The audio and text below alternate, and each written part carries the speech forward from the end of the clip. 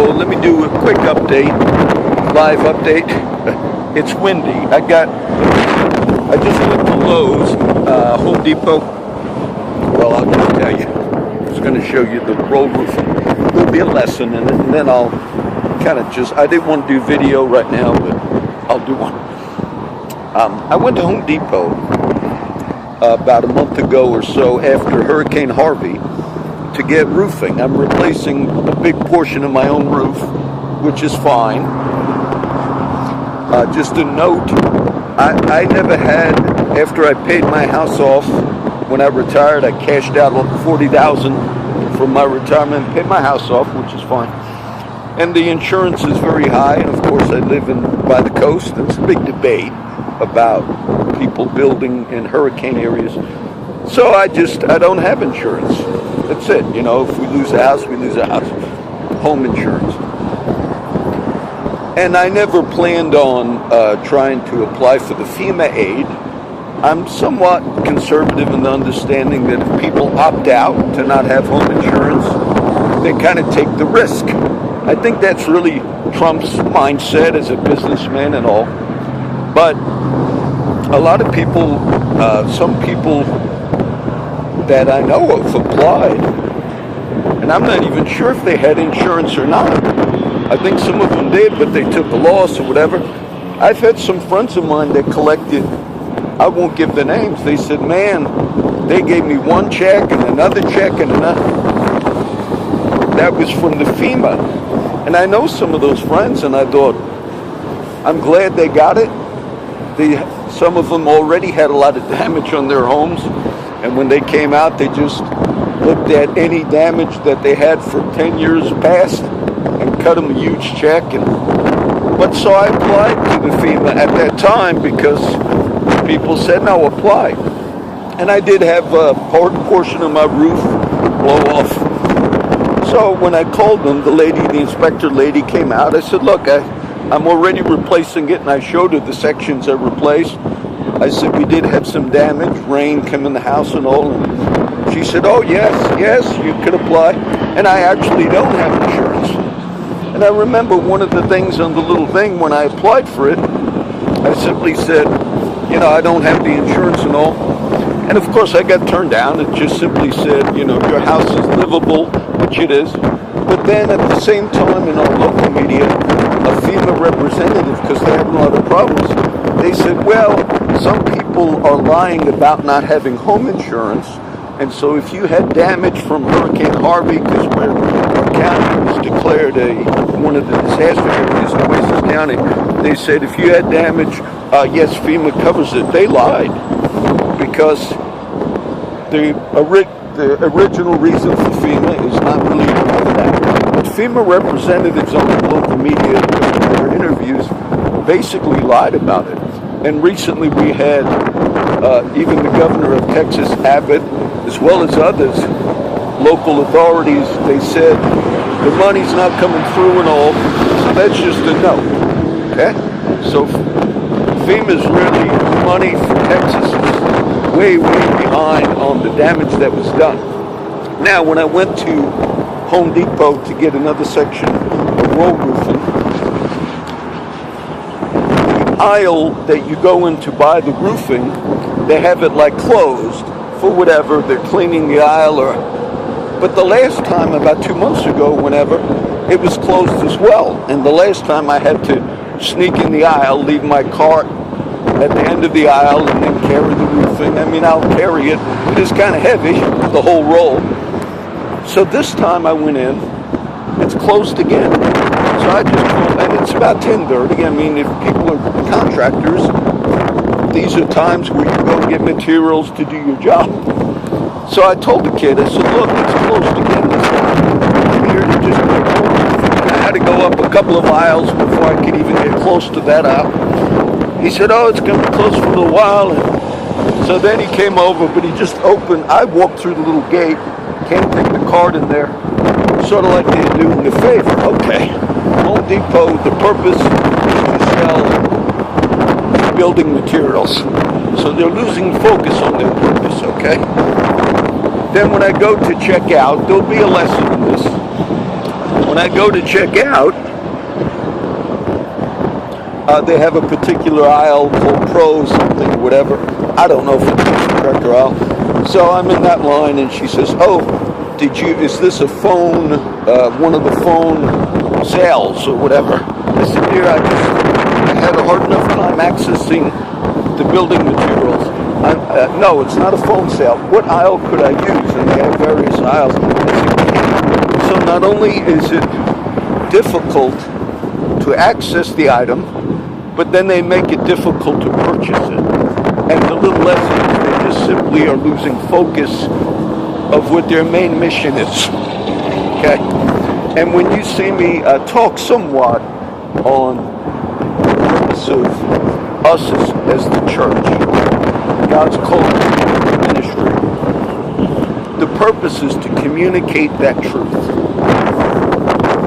The purpose is not really to build some organization that collects a lot of money, regardless of who it is, what it is. The purpose, the mission, is the power, the proclamation of the gospel. And if you have these particular tools to proclaim the gospel, then use them to speak that gospel, death, burial, and resurrection, as efficiently and as effectively as you can, through writing, through so forth. Now, the other note I'll make, being it's a live update, I might add all these together and post it later tonight. I have another video with my friend Jimmy I saw, and I got to upload those.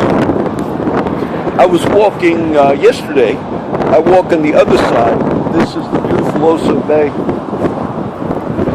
And sometimes, you know, I like it because you're by the highway and you're not really walking like in the neighborhood, passing everybody up. So sometimes there'll be other people on bicycles or walking. There was a blonde lady, young girl, maybe in her 30s or something, and she's jogging. So I walk. I usually get on the grass if the school kids are getting off the bus, or even if someone's on a bicycle, I'll get off the sidewalk and walk on the side. But then I saw her running. I didn't even want to pass that girl. I don't know her. I don't know who she is. So I walked in the street, like almost annoyed. So I got in the street. Just go ahead and run past. I'm not going to look at you, dear. She didn't say nothing or anything. And then on the way back, she's running back, and I did the same thing.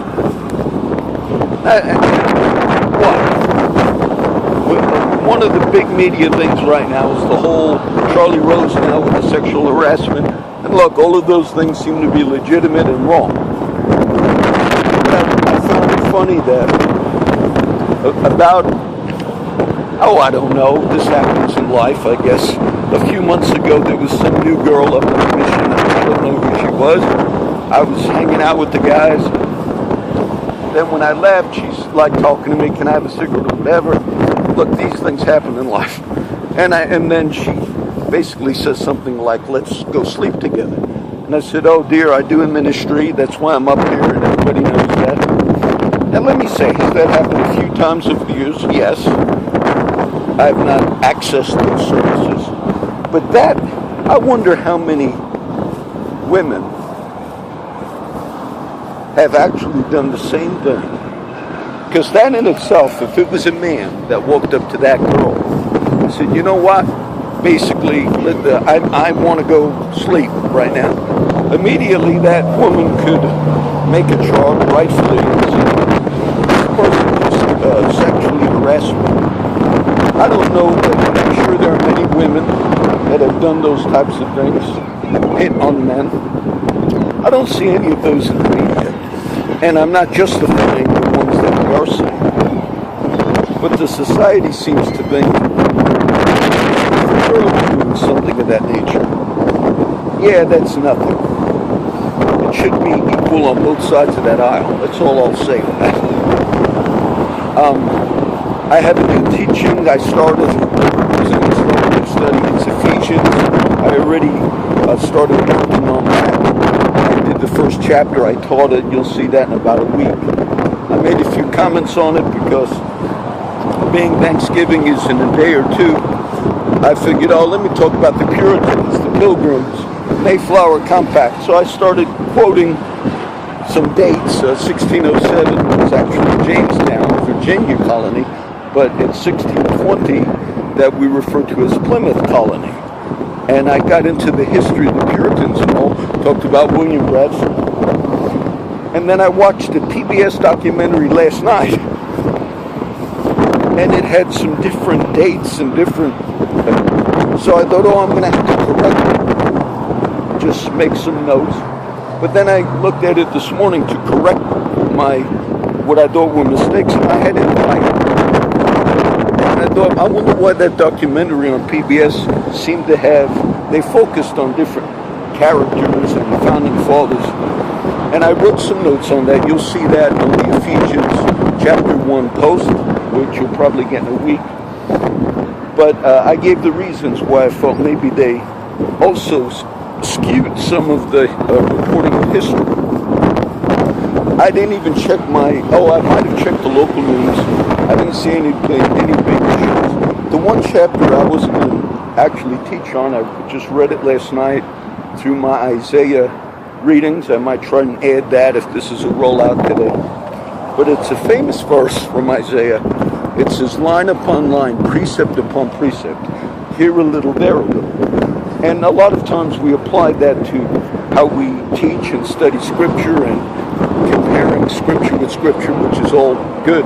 But if you read the rest of that chapter, it's talking about the prophetic word of judgment. And it says, line upon line, precept upon precept. Here it says, and even reading of the report will strike terror in the hearts of people. Meaning, the word of the Lord, there's another vision in one of the other prophets. It's called a flying scroll. Okay, a flying scroll. The law, the judgment goes out. And I just thought that was interesting because the weapons of all warfare, when we fight in society for justice, when we try to enact social justice, when we speak on things, when we document things, when we as the church proclaim mercy and justice together, it's like line upon line, precept upon precept. And when there's enough, in many of the sexual harassment cases that we're seeing in the media, many of these women did rightfully complain years ago, many against the Bill Clinton people, that they made fun of those women. The media did as well. And many of them did speak, but now it seems to become a line upon line. And many are seeing the report and they're in terror. And for those that are speaking the truth on all of these issues, that's a good thing. And for the women that have been harassed and all, that's a good thing for them to speak. And now it seems to be going forth sort of like a wave. And even so the power that we have as humans, particularly as the people of God, is to speak the truth. And it goes forth, and you hear a little, there a little, communicate it. Because when you take the voice away from the person, the whole debate in the social media, sometimes people are, their Twitter accounts are suspended or whatever. One other thing just came to my mind. One of the first accusers of Harvey Weinstein was a lady by the name of Rose McGowan. And she began a lot of the ball rolling, and she spoke out. Do you know they arrested Rose McGowan like 2 weeks ago? I forget if it's California. And I saw that. That didn't get a whole lot of play in the media. But they said she left a package, some luggage on an airplane in the beginning of the year. And whatever airplane this happened, they said they had her luggage. And in the luggage they found traces of pot or something like that. And she turned herself in and was arrested. And this is, you're talking about like a year later. And that concerned me because she was one of the first public accusers of Harvey Weinstein, sexual harassment. And I wanted to make sure that people that had power, Harvey Weinstein did a lot. Not only did he harass the women, but he hired spies to go after them. I mean, the Mossad agents, the Jewish CIA, if you will, Israel CIA. And so I'm wondering if any of these people are experiencing retaliation even later, even after the fact. So line upon line, precept upon precept. I bless you guys today, and the lesson from Home Depot for us as believers is we are not selling a product, don't get me wrong, but we're to communicate the gospel. We speak truth, and we get that message out. That's the purpose. And if it's difficult for people, whether they access your blogs, your whatever it is, if it's difficult for them to actually hear what you're teaching, if it's difficult, then try to get rid of all of the red tape and bureaucracy and the difficulties. Sometimes ministries unconsciously do that. Maybe they want to set up a particular outreach that's going to reach the world and teach the world and provide resources to other Christians in the world, which I try to do myself. Then if you're doing that, don't spend a lot of time saying how you're reaching the world, and then when you go to the resource aspect of it, there's maybe one thing, like one little various teaching. No, teach, speak. If you are communicating it and making it available worldwide, which is this whole internet, then just do that. Get through that red tape and communicate truth, okay? This is number one for today. I might post all of these tonight, the little rollouts. You'll see my other friend, Jimmy's story. God bless.